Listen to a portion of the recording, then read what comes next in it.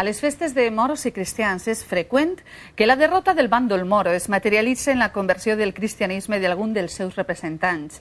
Així succeeix a Bocairent, on l'encontre de totes les filades a l'ermita del Santíssim Crist per tal d'assistir a l'anomenada despulla del moro converteix la jornada en tota una festa. A Bocairent, les festes de moros i cristians en una assemblea arriben a la seva fi una jornada molt especial. Avui és quan l'ambaixador moro, després de la derrota, decideix convertir-se al cristianisme en l'anomenada despulla del moro. I tot això on se fa? En l'ermita del Santíssim Crist de Bocairent.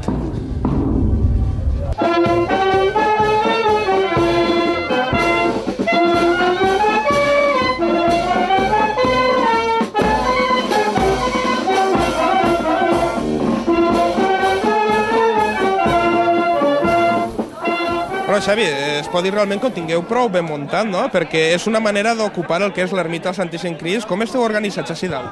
Pues estem ara mateix en el que era l'antiga hospederia de l'ermita del Sant Crist.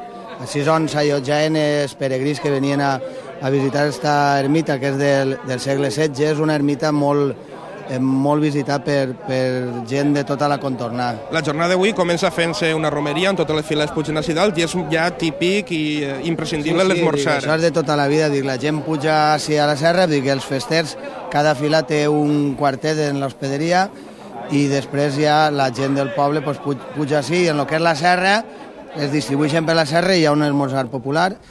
Com tu saps que en el que és tota la comunitat valenciana tenim excel·lents embotits i bones carns de corder, doncs una bona torra d'embotit i corder és el més adequat per reposar forces, perquè compta que la majoria de gent pugem a peu. I ja és l'últim dia de festes. Sí, notaràs les veus un poc castigades i la gent, la veritat, és que avui hi ha un bon esmorzaret, la missa i després tranquil·lament ja per cavalls. Perquè avui és el dia que besem la relíquia en la iglesia. L'acte més important que centra la jornada d'avui a l'ermita del Santíssim Crist és el que s'anomena la despulla del moro, i els moros vells sou els encarregats de sempre de dur-lo a terme. Efectivament. La història o el per què ens correspon a nosaltres és perquè el mateix nom nostre de la fila, el nostre cert dins de la festa és que moros vells és l'equivalent a cristians joves, i per tant vol dir que seria més és que es van convertir, és a dir, els moros que es van quedar així en Espanya i es van convertir. Es diu normalment despojo perquè, com veureu a després, el que fa és despullar-se de les seues... Però sols de lo que són els símbols de poder o d'autoritat, és a dir, el que és el bastó de mando, el que és la banda, i és dir, ell m'ho representa a nosaltres, i es podria també traduir per l'acte de la conversió, del moro. De totes formes, sí que és de veres que per els pobles del voltant sí que hi ha alguns pobles que fan, i concretament el text és molt paregut, és a dir, seria de la mateixa època i seria més o menys comú a tots els pobles.